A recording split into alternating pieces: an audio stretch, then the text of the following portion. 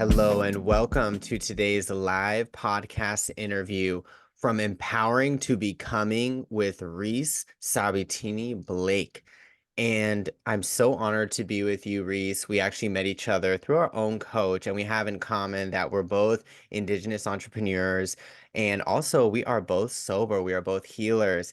Not just that, Reese has an amazing story and she does great work. Reese uses her training as an indigenous medicine woman and her background in high risk social work to empower female professionals to eradicate trauma holistically. And she is joining us now live from Calgary, from Alberta, Canada.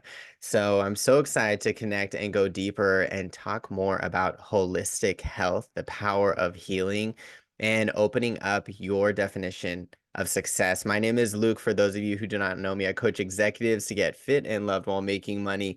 And welcome to my podcast, Lifestyle with Luke Lintott, the top podcast for corporate health, wellness, and living your best life.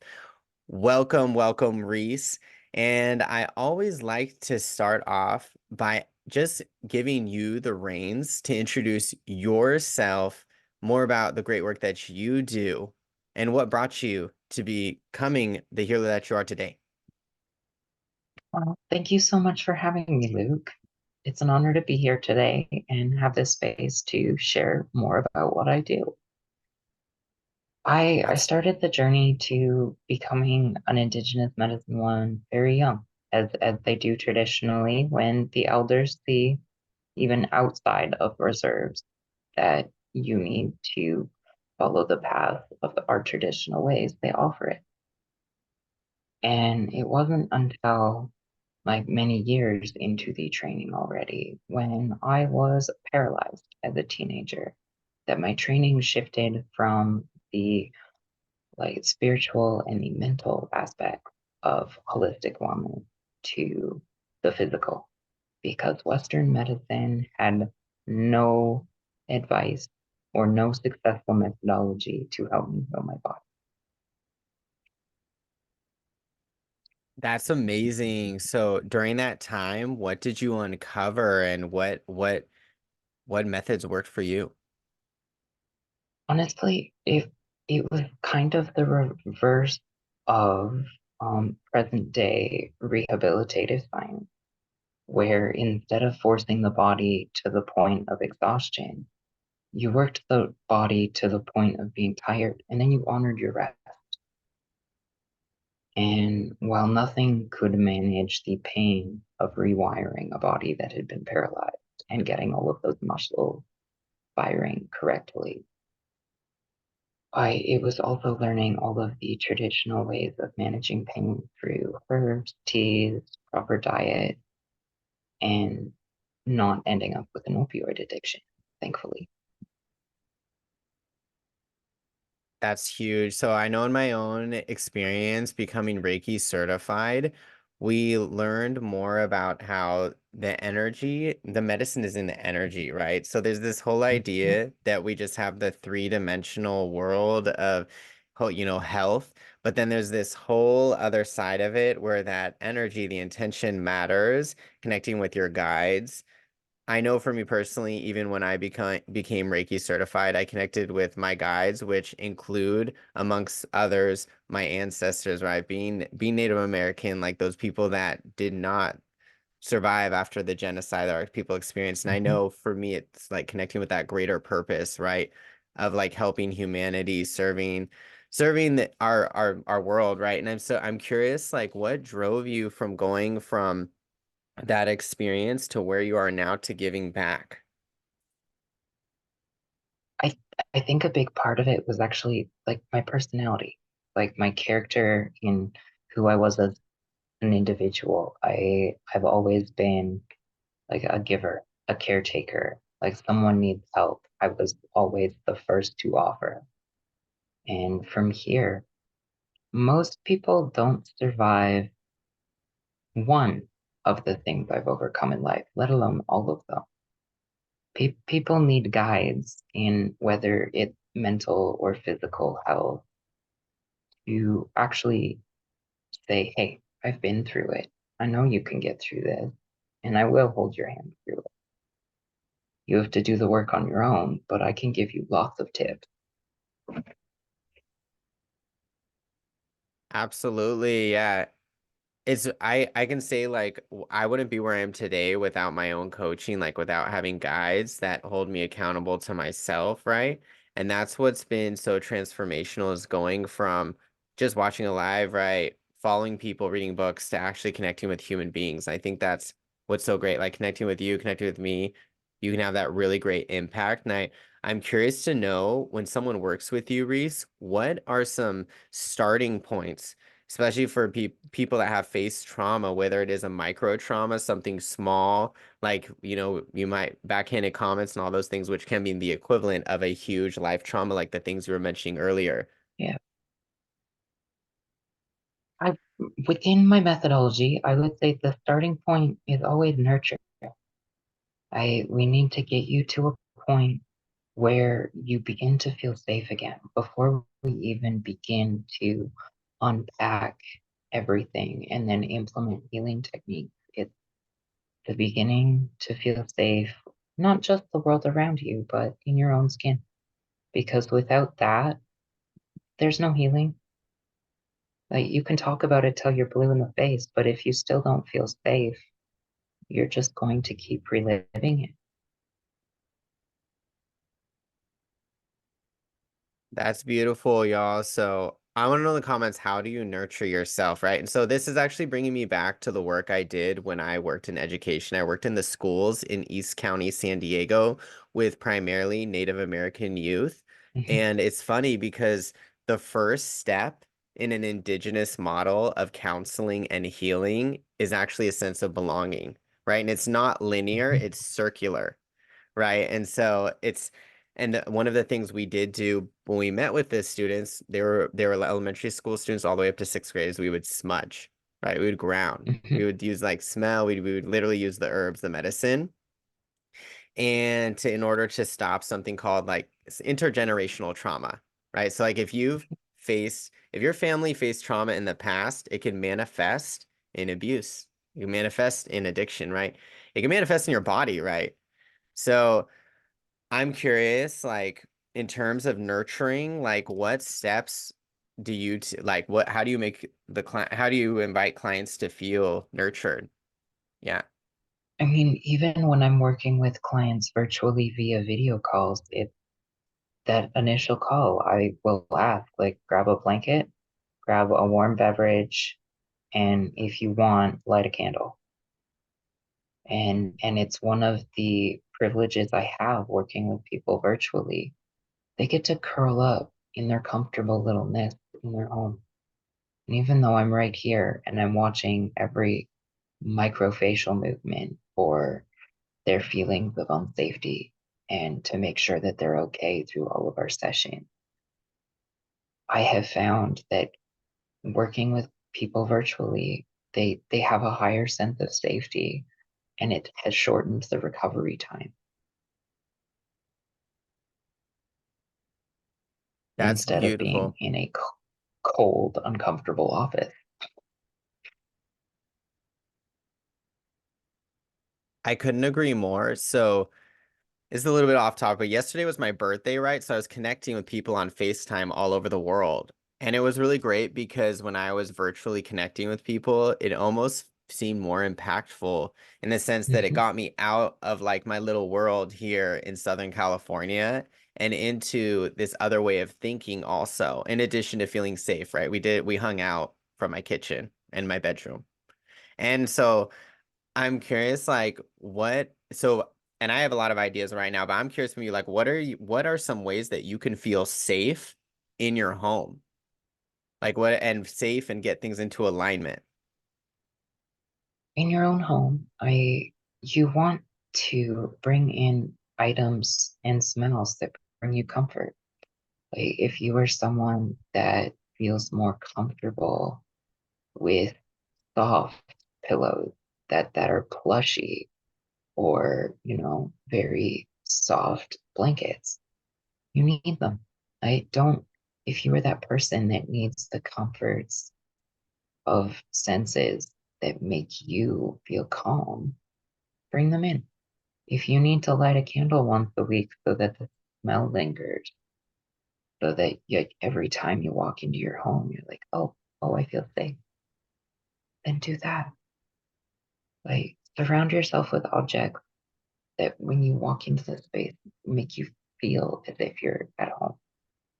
For me, I last year I moved out of the home that I sold and into a condo with a roommate.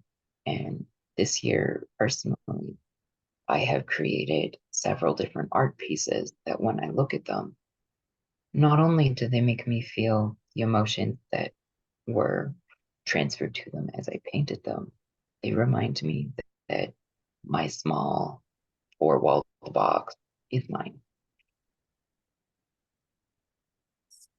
Fabulous. So I just want to remind y'all, in line with what you're saying, like space holds energy.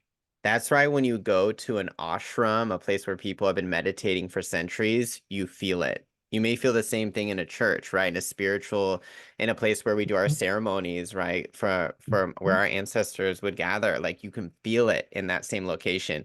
So it's really important to, yeah, have like I 100% agree with everything you're saying. Also, I just wanted to add having like for me, I have affirmations up. I also have pictures of what I'm Mhm. manifesting. I have good memories up, pictures from when I was in Bali last year. I have a painting made by an artist there right here in my room. And also it's been helpful for me, and I offer this to to the people I work with, like to ensure that your space is clean, right? Like that's like one of the first steps, like making sure that you have its feng shui. Right. And I just want to say like that doesn't mean it has to be sparkling clean, but it just means having like getting out with the old, in with the new, right? Sometimes we're Right. holding on to physical things that we think will make us happy, not realizing we actually need something very different. And actually, I love that post on your Facebook wall, Reese, where you posted like what we think we want. It was a bunch of people with boxes at some big department store. And then what we really need, and it was like someone in nature, like just being Mhm. with themselves. I'm just curious, could you tell me more about what that means to you? Well, to me, very traditional to our culture, actually. My off-grid time means the world to me. And the last time I got to do this was after the completion of my medicine training, where in Cree culture, you are supposed to go survive a winter off-grid. The closest I could do this in the modern world would be a cabin with no running water that I had to haul from the nearest city, but I did have electricity, and I lived in this cabin for 7 months instead of just a winter. It was me and nature and a giant white fluffy cat that probably wanted to kill everything. And in there, I solitude is something that is often taken for granted today because we are often told that you constantly need to be surrounded by community to heal. But if you look at traditional Buddhism, it's happiness from within, not happiness from without. And that is where you have to find your own center and your own sense of purpose and knowing. Not everyone around you. So at times in your life, you may need a deep solitude in nature. You might not need 7 months like I did, but you even a weekend of camping with your closest friends or family, right? Or a great hike in nature. It doesn't have to be sitting in meditation in the forest for a week.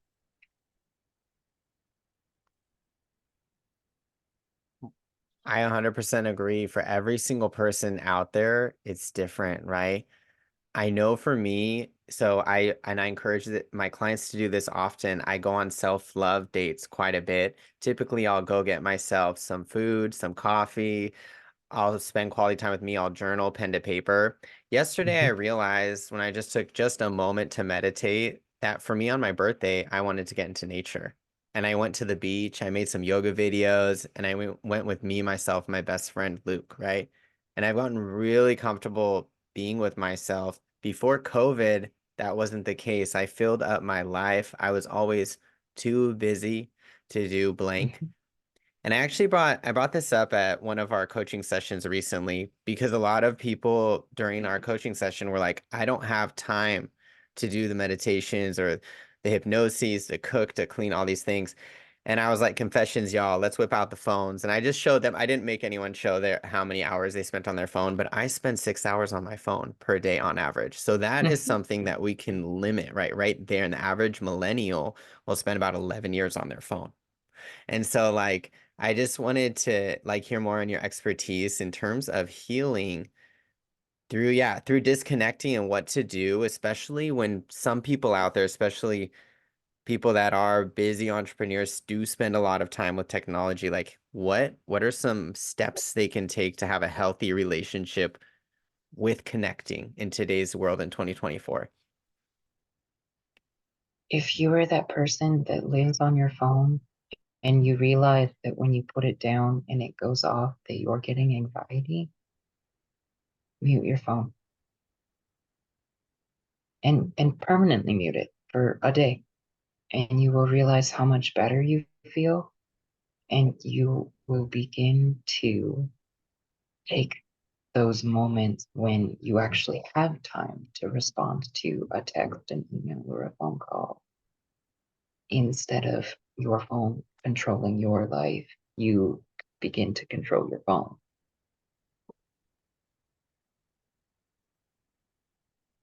Absolutely. You put that phone on mute. And the thing is that every time that you're interrupted by a text or a notification, it takes you around at least 20 minutes to get back to what you were doing, right? So you're saving time, you're more efficient and productive. Doesn't mean you can't have a time period where you're on it.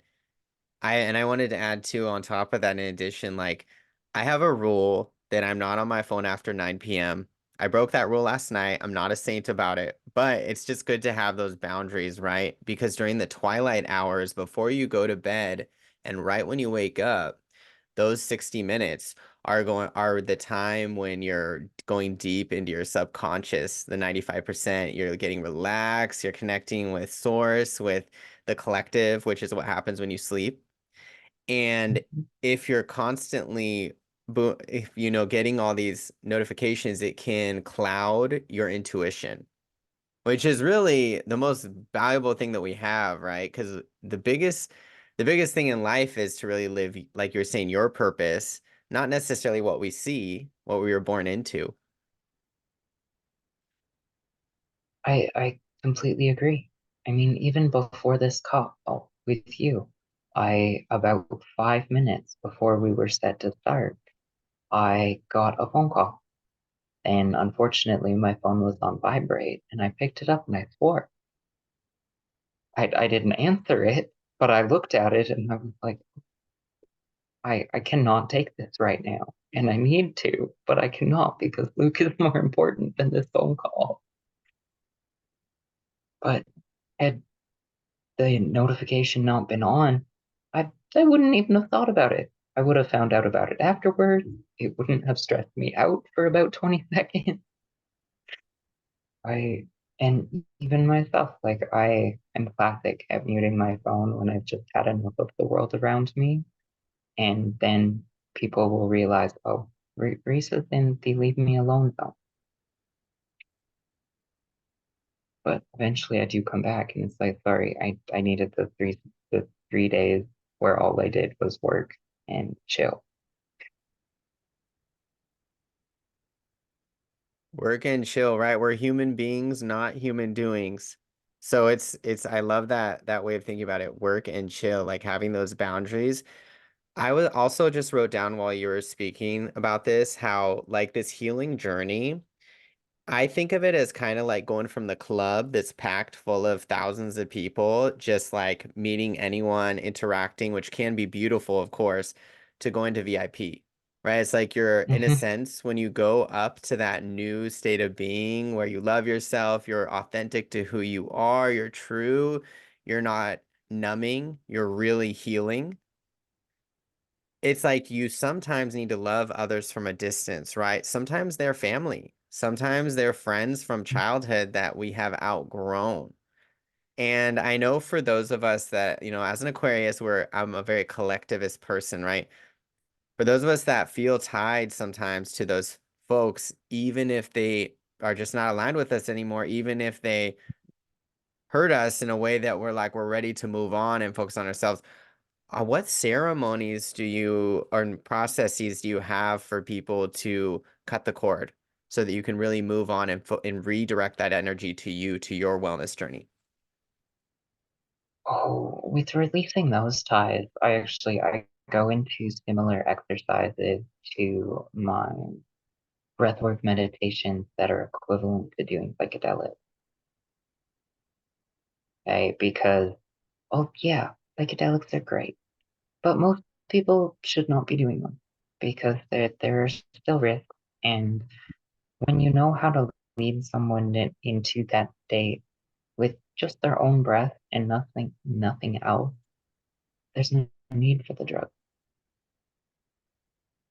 I mean, I even did one of those sessions with a client just over a week ago, and they came out before even further processing, and they stated that they knew that it changed their life because they had processed enough of what they intended to process that they were lighter and ready to begin moving forward fine. Excellent. Yes. It's crazy like you're mentioning like through breath work that you are experiencing the same thing as if you were on psychedelics without the risk. And that's something I did want to talk about because I think we've stepped into this era, at least here in California. I don't know how it is up in Canada, where it is normalized to microdose, do shrooms, Hmm. ayahuasca, marijuana. Marijuana is legal down here. I don't know about Canada. Oh, it And is. it is. And I was actually talking with my stepbrother's girlfriend about her friend from high school who got high one time and she went psychotic after smoking that weed and she went to a mental hospital, never recovered. It increases your rates of psychosis by 400%. I'm actually one of those people. That's why I wanted to talk about it because I have schizophrenia in my family. And so I smoked weed before and it would make me paranoid. And I realized at that Hmm. point, ooh, this is activating, and I'm a creative, I'm a spiritual. This is activating some of those things in my brain that I do not want to activate, right? And so, like, I'm curious for, like, if we could talk more about that. And I know I wanted to mention to people that when you work with me too, I have like 60 different hypnoses that I offer my clients to heal, to attract love. The most recent one we did was about letting go, like letting go of like anger, letting go of like a person that we can't change, right? I do these same hypnosis myself, and that's something that in addition to the breath work, the meditation and the yoga, the fitness, all that, you can really do that reprogramming, right? In a natural Hmm. way where it's like you don't have that risk associated with using these different substances that some for certain people, and maybe it is just 1% can trigger, something, we can go on a bad trip, whatever it is, even if it's small. But I'm curious if you have any Hmm. more thoughts about that, like, because as a fellow sober person, like, especially, I'd love I to hear. I I prefer the natural method of everything. Like even I used cannabis for years and I still use it occasionally if I'm in a really bad pain flare. But I don't use it for fun. I don't use any substance in, a casual party way anymore. If I want to go out and have a good time, like I'm more likely to have an energy drink, which is just as bad for your body. Yeah, I do that too sometimes, okay? Well, because it's okay. Let me be alert and let me still be here. And none of my senses are inebriated, but I'm still the joyous life of the party that I always am. But no, I encourage most people to not use, right? Even alcohol. It's if you can use it in moderation and never use it in a sense where it's harming you, then you're fine. I followed harm reduction for years because when I was in college, it was 12 a day.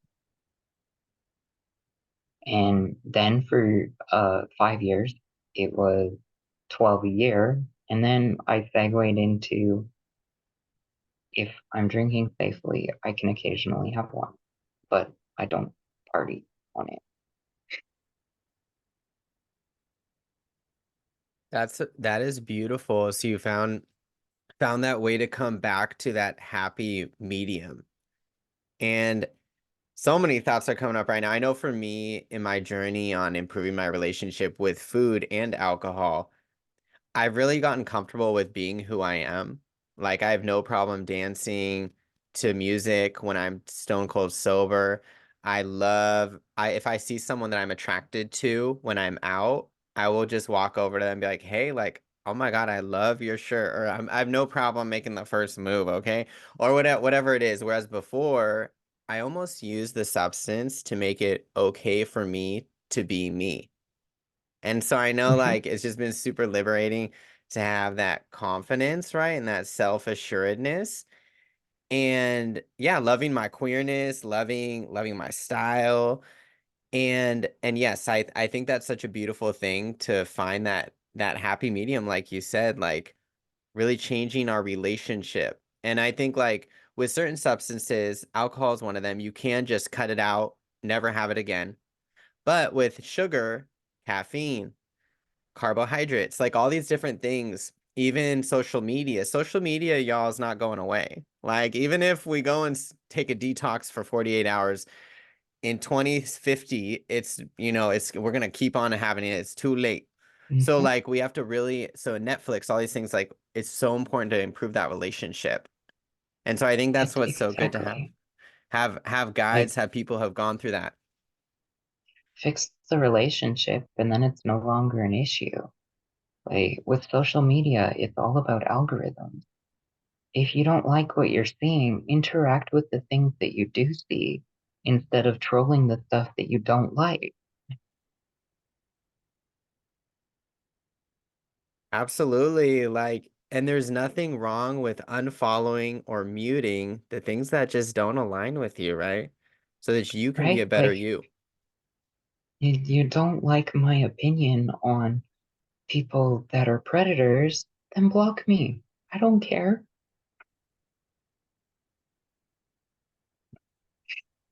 Blocking is truly a blessing. I know for me, Reese, in my own journey and coming out, coming home, coming alive, I have friends from my past, even family, that I'll look up and they blocked and deleted me, right? And at first, I know when this first started happening back in 2020, I was really Mhm. upset and worried and sad. Now it really does feel like lightness when those people just flutter Mhm. away and they Mhm. find what is a better match for them. And I'd rather have people love me and then a lot of people be like, "Oh no, we don't want unfollow. He's not my That- cup of tea."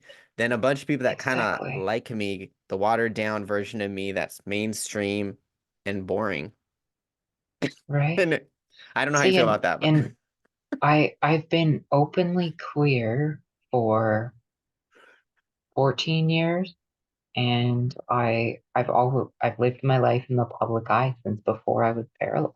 Like people have always been used to this. It's always been like that. And if someone there's a mismatch, I usually lose them within a year of meeting them. And I don't care. Like it might bother me if we were temporarily close, but the next day, no, I don't care. Like, oh, that hurt like a paper cut, but then it closed off. Oh, wow. I would rather be connected to people like yourself that, okay, we are who we are. Love me or leave me. absolutely. Yeah, and I know that that has what has really helped me get to the next level in terms of even I think of sobriety, in terms of health, in terms of being the quirky individual that I am, because I used to let individuals that were not rooting for my rights control me. And now that I've Mhm. really taken that control back, I feel so much more free. And I can say for me, it has taken a lot of energetic work. So anyone out there who feels me that does has dealt with the darkness of losing that relationship.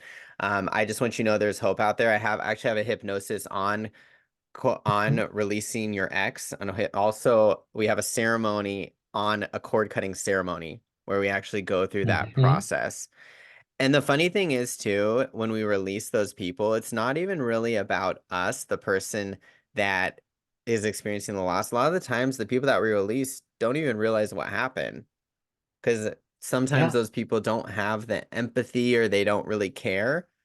So I think it's good to have perspective on that too. right. Well, and even the years with my PTSD, when all of my clothing went to muted tone because I was trying to hide in plain sight while still existing. I'm not down to hide anymore. This shirt is as bright as the sun. Like you see me in a room, and oh, there's Reese. That's so cool. So similarly, like I wear brighter colors than I used to. I wear jewelry now. I dyed my hair blonde. I wear earrings, right? I have these beads that are all about self-love. So I also want to remind people like that's a way to raise your vibe. Just change what you're wearing, right? Change, maybe it's your hairstyle, maybe it's how you look at people. And also, yeah, there's actually a quote from Joe Dispenza, change your energy to change your Hmm. life. People Hmm. notice that. Okay. I was out walking my roommate's dog earlier today, and I noticed like at this new vibration I've been like everyone wants to talk and chit chat and connect, and I really, really, really love it. And the like once again, like the more and more and more you work on yourself, the more and more and more it's almost like you get to VIP. And I know like from clients, Exactly.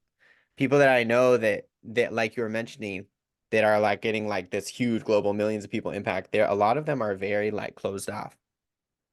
Hmm. Like I was recently on vacation. Did anyone know what I was doing for those 9 days? No, because all the part of being a business owner is being active in social media and letting people have access to you. So when you're not doing things in the public eye, you shut off. You disconnect. And while I was still talking to friends, I was mostly just being ridiculous on my Facebook, which you probably saw. I think that's beautiful, Reese. I really love that in your content. Do go and follow Reese about how Reese is authentic and real.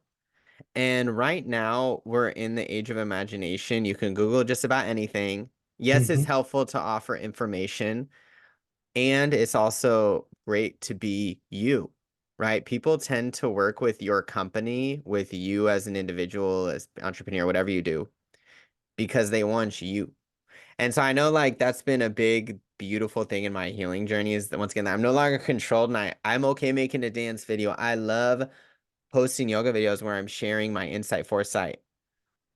What has helped you really like really, really, truly be comfortable doing all that great stuff, like sharing more about you, your insight. Honestly, it would be that seeing that the people that I lost didn't actually matter. Like they were not adding any value to my life, my space, my anything. So at this point, I might even coin the term clown car intellectual because that's what I teeter between. You know, information and healing things, and then just being the funniest person in the room. And yes, it pisses some people off, but I laugh at them too because they're so butthurt about something that was harmless and legitimately meant just to be entertaining. Definitely. A way I like to think about it is it's not you, it's them, right?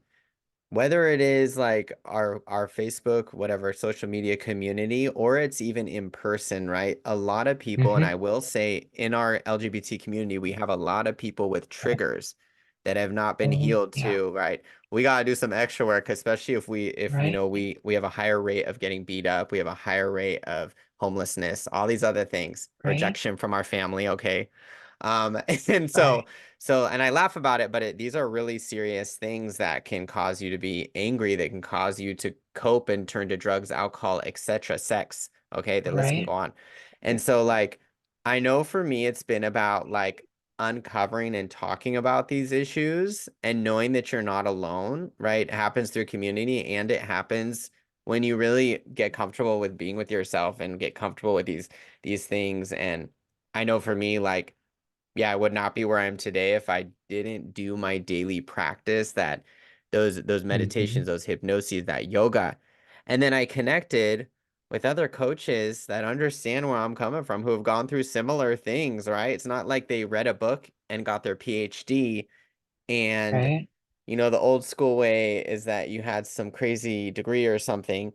Like it's actually deeper than that. And it's deeper than that. That's great. Like training is great. Like I'm a certified counselor, certified personal trainer, yoga teacher, all these great things. And there's really people out there that have like lived it and gone through it and like can really like shine shine as a light. So I'm like curious, like, because that kind of segues to the topic of today about healing from trauma. Like for people that are feeling, they're like, oh, I love what Luke's saying, but I'm still triggered. I'm triggered when blank happens or this happens and it's stopping me from ending the cycle, whether it is relationship, whether it is health. I'd love to hear like what your insight and foresight is on that. Really, you have to work at working through the attachment to the initial event that caused the trigger.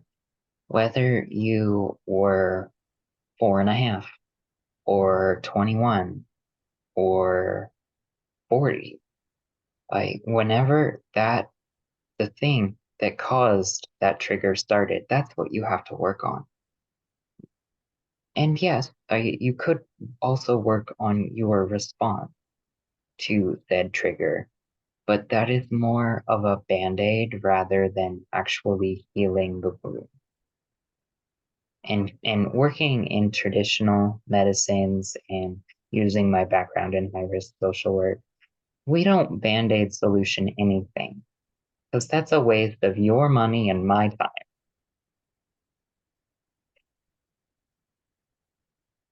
So true. And the thing is, yeah, we're in a society where some in the past, and this is the old world era, where you would just be like, well, I can just pop a pill or I can do this, whatever. Like it's a quick fix, instant Right? gratification culture, right? And people are starting to wake up and see that it's about the bigger picture, right? Going off of what you said, like it's not just about responding to the trigger, it's looking at the root cause. I know for me, I mean, just to give you all an example, as someone who is always recovering from perfectionism, I was a childhood actor, and there was a moment when I was in second grade, and the day before I was supposed to perform at this opera company, I refused to perform. I was like, I'm not doing it, Mom. I can't, I got pantsed the other day. I still remember getting pantsed by a fourth grader. And hmm I remember at that point, Reese, that's when I gave up in a lot of things. It wasn't just the play. It was like, oh, I can't put myself out there on Facebook Live or do my business, do my passion, be queer, because of this experience Yeah. failing, quote unquote, as a 7-year-old. And I had to really like be like, oh my God, I forgive my inner child for this experience. That's actually where my affirmation, I'm open to challenging myself to be better, came. hmm Where so when I fuck up, I say something that I wish I didn't say. I do whatever, whatever, whatever. I still love myself and I keep on going, right? And I don't let that stop me. So Right. And so I don't, yeah, it's it's learning to beautiful. be in a state of forgiveness with yourself. With what you didn't know, you didn't know. And even into adulthood, and at least in adulthood, you learn that you have to forgive yourself. But as a kid, you didn't know better. And anything that didn't happen to you or that did happen to you wasn't your fault. But your healing and your triggers are your responsibility and nobody else's. Like instead of bars, we should all just have low cost therapy centers. Absolutely. Like I agree it's your responsibility to heal, heal these experiences that you had, right? And that's what's so great is like we are here to help and you're no longer tied to your same neighbor city or even country, right? Like we're connected right now from different countries. And I think that it's magnificent like the time that we are in. The crazy thing is that statistically, right now, we are actually in the best time in human history in terms of peace. This is the most peaceful time globally. All these, we're connecting, of all these beautiful things have happened. The issue is that what we're focusing on a lot of the times. We're focusing Hmm. on Hmm. the tragedy, right? We're experiencing more tragedy in 2024 in 24 hours than just 25 years ago you experienced in your entire life. This is literally a Yeah. statistic they found out. And so, like, Hmm. it's important to shift that energy towards what you can control, right? Going, like you said, you can control how you react, your triggers, you being a good person. And all these, there's other ways, that list goes on. And I'm curious even for you, Reese, too, like, what are you focusing on now and the great work that you're doing and anything else? Wow, I would say besides my fantastic clients, one of my big focuses is actually finishing writing and publishing my third book, which will be my holistic recovery workbook and methodology. Wow. Tell me more.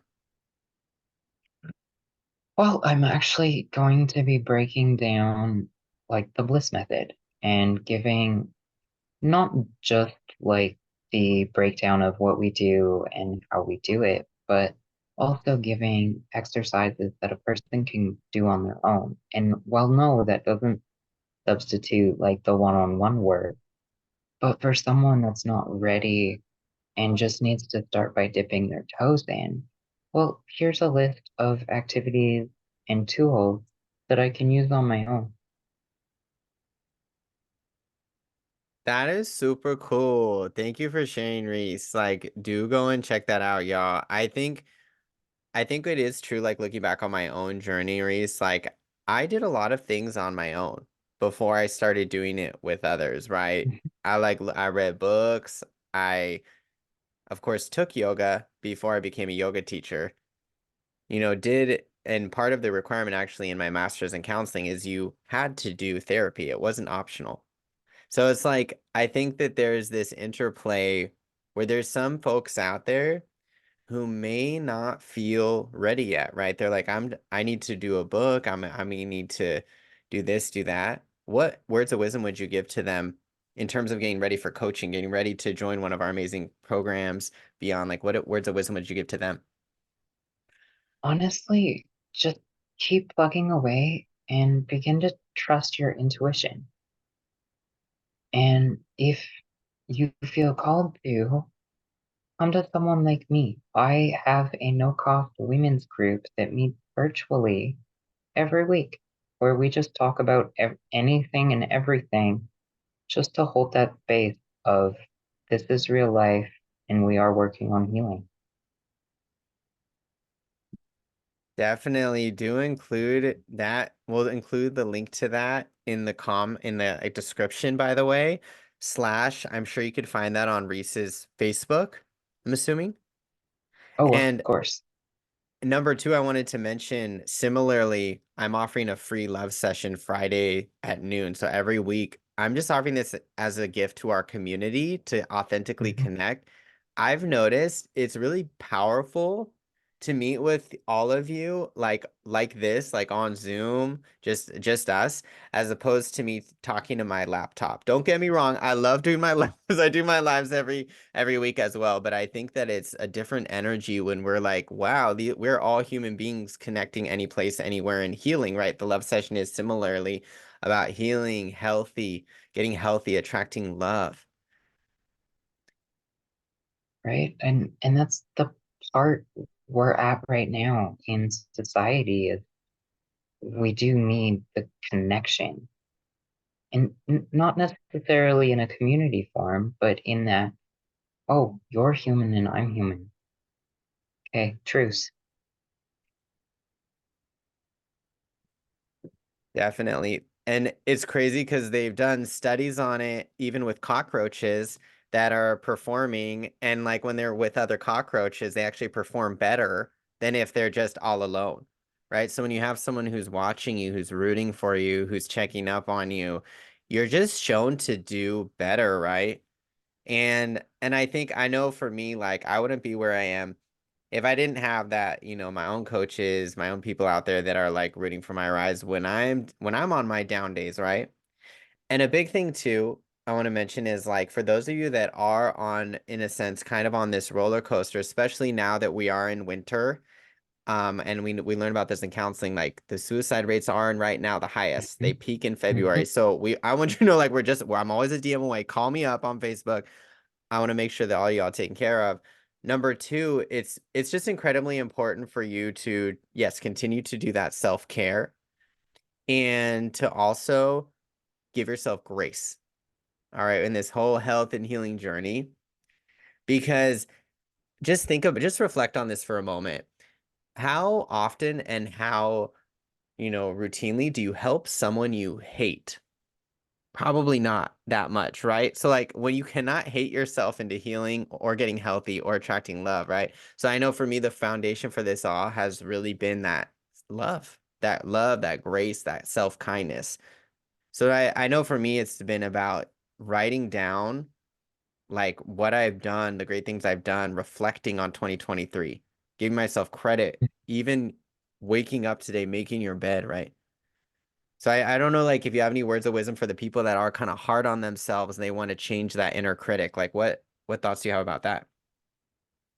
Start to celebrate the things that you do that you're proud of, even if they're small, because if you are stuck on inner critic, it's very likely that you had a very stern adult that constantly told you everything that you did wrong. And we have to heal that very tiny version of you that could be broken forever off that wound. Even myself, I that one took a lot for me because I was that kid that had three of those stern adults. And now I mean, especially after paralysis recovery and abuse and everything else, every day I just celebrate my wins. It's okay. I had a migraine this morning, but it cleared before I got to meet with Luke. That's a win. Absolutely. And a technique I offer to you as well is to parent your inner child now as an adult. So I have a picture of myself as a 3-year-old at the beach with my mom and my sister. And I always tell my inner child, Luke, it's gonna be okay. I got you. I'm taking care of you. Similarly, yeah, I have my own experiences as a child, going through divorce, going through being made fun of, bullied, all that stuff. And I know so when you're a child, when you're not able to like deal with it, you store it typically in your body. And this Mhm. manifests like anxiety. It can manifest in your weight, in your skin, all these crazy things, right? And so it's really important that you heal those wounds now as an adult. And there's hope, right? We have all the tools to help you do that. And the key and the great thing with hypnosis, as opposed to just doing a 5-minute meditation, is that we actually go deep into your childhood brain, that 95% of your mind, which is running the show. Right now, when we speak, we're using 5% of our mind. We're using the conscious mind, right? Mhm. But those beliefs are still there, right? And so that's why it's really, really important to focus on becoming what you believe in yourself, right? I am is the most powerful statement that you can say to yourself, and let's make it some good things. But then also healing, like you said, healing those past root causes of whatever trauma, whatever we call them ingrams, whatever, triggers, if you will, that you're facing. And they may be very simple things. It doesn't necessarily mean that it was like a crazy abusive, physically abusive experience. It can be something that you No. misinterpreted. So I have some really great techniques Hmm. where you actually go back to that, you return to that time and you actually see what a strong ass little kid you were when that thing did happen, right? Or you can laugh about it so you can shift your perspective and then it doesn't hold you back from living your truth, living your life on purpose. And Yeah, that's the best part, is because we are prepared to deal with everything. I mean, you and I both probably have 500 different tools in our toolkit to offer all of our clients. absolutely. Yeah. It's not a one size fits all approach. I want to say that too. It's like it's individualized to what you need, right? And that's why you have so many different people out there like us helping you get to better faster. Take care of your body, mind, and spirit. And I'd love to know, Reese, what makes you different than other healers out there? What makes you special? Well, besides really focusing on a combination between modern and traditional ways, like bridging the modern and the ancient, in my coaching programs, you get your weekly session, but you also have, as long as I'm awake, constant access to me. If you need to text me every day what you're going through or a phone call here and there, we make it happen because unfortunately, the westernized counseling system is broken. Most people need more than an hour every week or every 3 weeks. That's amazing. Yes, ongoing support, that is huge.